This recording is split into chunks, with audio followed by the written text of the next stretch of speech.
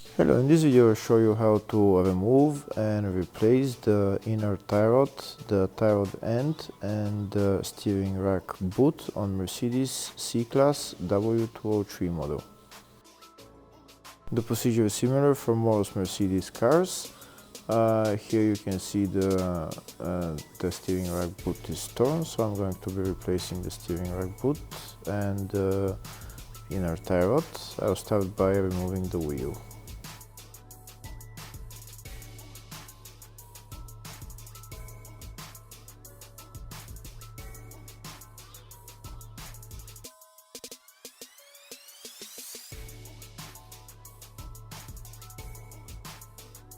Next I'm going to turn the whole wheel to the right so that I have more access to the tie rods.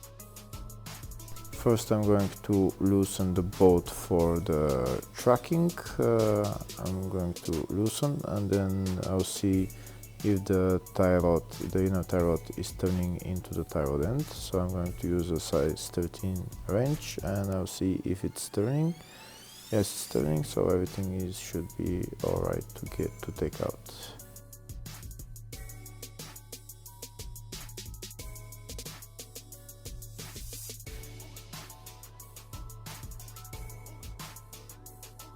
Next I'm going to remove the nut holding the tie rod end to the wheel hub assembly.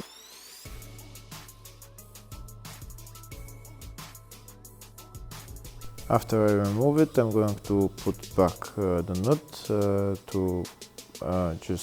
going to put it on just a little bit, and then I'm going to use a special tool to remove the tie rod end from the wheel hub assembly. This is a ball joint remover tool that I'm going to be using. I'm just hammering it in, and now I'm going to tighten this bolt on the ball joint remover tool, and the tie rod end will come out.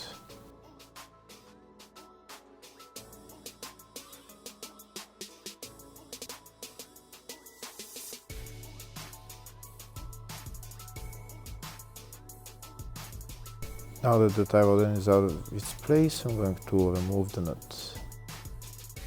If the video is useful, please like and comment on the video and subscribe to the channel to see more videos like this.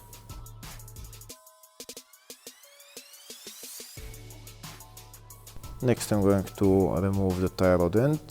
Make sure you count how many turns it goes until it comes out, so that when you put on the new tie rod end, you do exactly the same amount of rotations.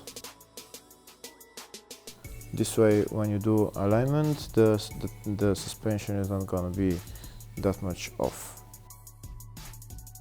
For me, it was about 20 turns until the tie rod end came out. So next time, when I put on the new tie rod end, I'm going to turn it 20 times around.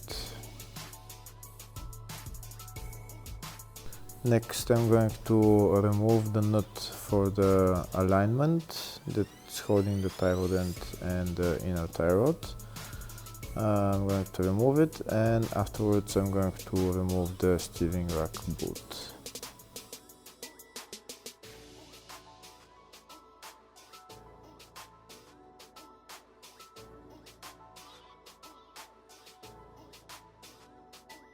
Next I'm going to remove the inner tie rod. There is a special tool for removing the inner tie rod, but in my case there is so much space around, so that I'm going to use these big pliers and just turn it, and then I'll take it out. If there is not much space around the inner tie rod, then you definitely need the special tool for the inner tie rods in order to loosen it. And that's the inner tie rod out. Now I'm going to put on the new inner tie rod.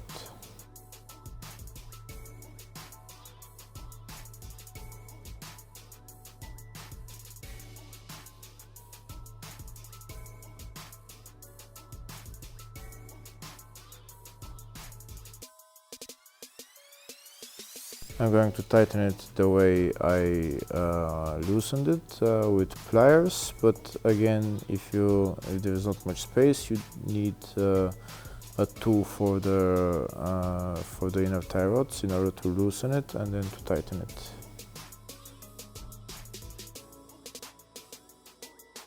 Next, I'm going to remove this nut for the inner tie rod so that I can install the boot.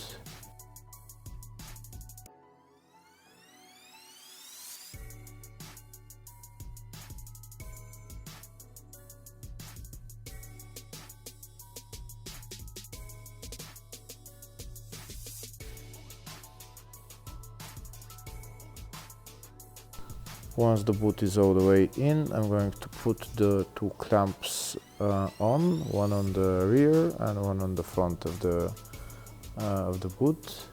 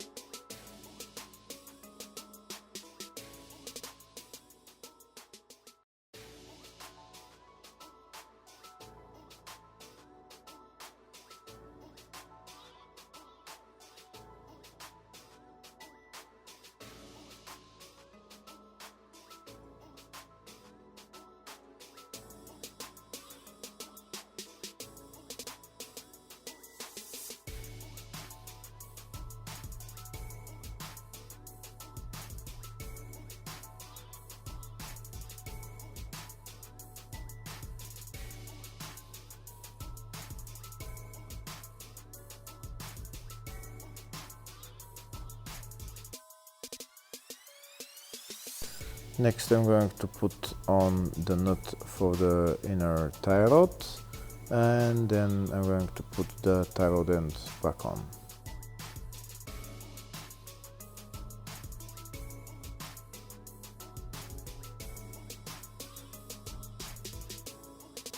Next, I'm going to put on the tie rod end. Now make sure you put it as far as it was the last one. If you counted 20 turns to remove it, then count 20 turns to put it on, and then tighten the nut.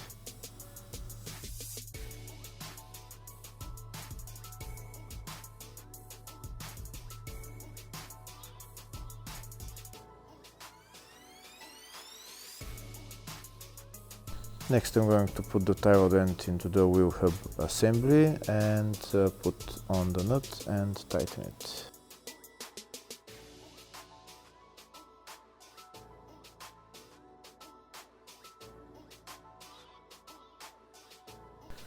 Before tightening the tie rod end, first put a pry bar underneath the tie rod end, like I'll show you in a moment, and pull up the pry bar so that the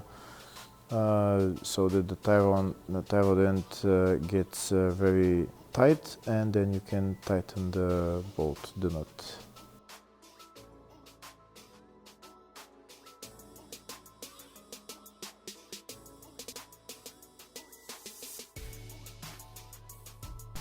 Next, we're going to tighten the big clamp on the steering rack boot. After we tighten that, then we're done with replacing the tie rod ends and the boot, and the only thing left is to do wheel alignment. Hopefully the video was helpful. Thank you for watching.